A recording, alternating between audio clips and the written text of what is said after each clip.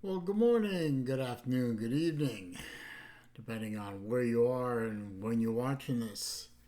It's your boy, Celine Driver. That's me. Coming to you with episode 72 of Walkin' and Talkin' on a Tuesday. Well, as you can see, I'm not walking. I hurt my back again. So, not a walking video. But I had to. I had to do this video because this video is about a subject that makes me laugh. Uh, it's in regard to the women's soccer team that got knocked out the other day. From what I've been reading, it's the earliest exit by U.S. women's soccer team in World Cup history. Now, full and fair disclosure, I'm not a fan of soccer. I don't like the game. I have played the game. I used to play it a lot in summer camp. Playing soccer is actually a lot of fun, in my opinion. Watching soccer is on about the same level as watching paint dry, watching baseball. I can think of about 10,000 different things that I'd rather do than watch a soccer game. It's boring.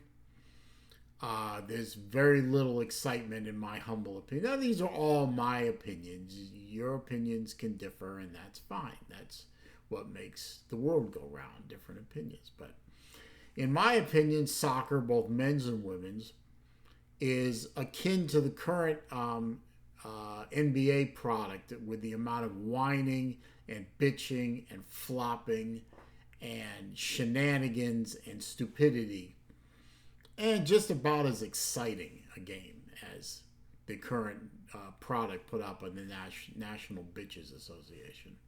So I'm not a soccer fan. I don't watch it. I don't partake. I understand the basic rules. I understand the basic strategies. It's not for me. But in particular, I have really disliked the women's U.S. soccer team for the past few years. And the reasons are probably obvious. Their social justice warrioring, their woke bullshit, their whining and bitching about, equal pay and everything. You want equal pay, produce equal popularity. I mean, and for a team made up of, the elite of the elite female soccer players in the U.S. to be beaten on a regular basis, by 15 and 16-year-old male soccer players and over the hill male soccer players it's not a good look, ladies. It's not a good look. And then your spokesman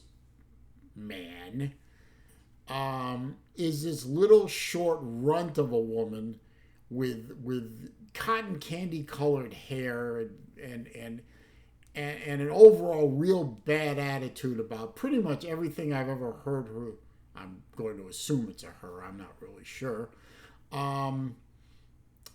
The really bad attitude about everything that she touches on. She hates the country. She hates half the any political leader that's not her, that's not directly reflective of her. She disrespects first responders, disrespects cops, disrespects the flag, disrespects the nation that gave her the opportunity to become, and I'm using air quotes here, rich and famous. And despite bleeding like a wounded Marxist, has signed every single what is the word? The sponsorship deal she can get her hands on. And she's one of the primary reasons I won't eat at Subway anymore. It's what is her name? Rapino? Rapido? Rapunzel? I don't know. It can't be Rapunzel. She doesn't have any damn hair. But she is the lead example of what's wrong with that team. The entire team engaged in social justice warrioring and political debate and social debate and, whining about this and complaining about that and kneeling for the anthem and disrespecting the country that supports them and puts them there in the spotlight in a sport that, other than the Olympics or World Cup, nobody gives a goddamn about. It's like, that whole team, with a couple of exceptions, has been a constant FU to the entire country that puts them on the field. And quite frankly, thank you, Sweden, for putting an end to this team. Maybe if this team had concentrated a little more on practice and concentrated a little more on playing the game and getting and honing their craft and getting better at their sport, instead of running around and jumping in front of every camera to complain about how miserable their lives are and how miserable this country is, maybe they might have won more than one game. I think they only won one game in their bracket, and had to beat Sweden to keep going, and couldn't put a goal past them. And finally, I saw the highlights. I didn't watch the game, obviously. My life is not that empty.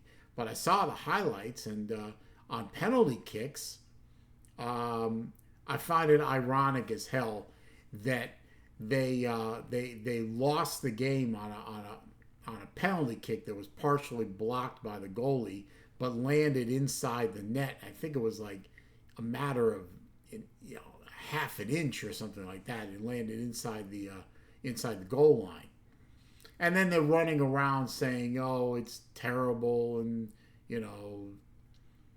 we lost by a millimeter, and they're whining and complaining.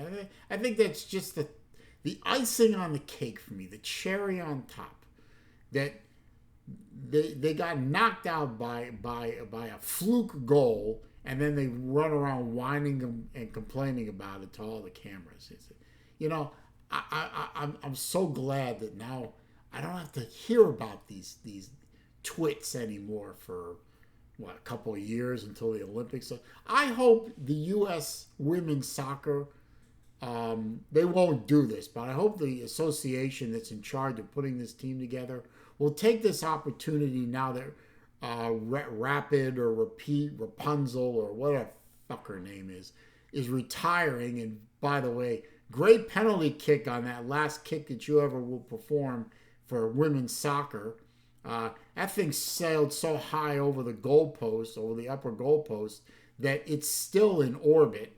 It's still waiting to come back down to earth. Yeah, good job, Rapido, Rapunzel, Remora, whatever the fuck your name is.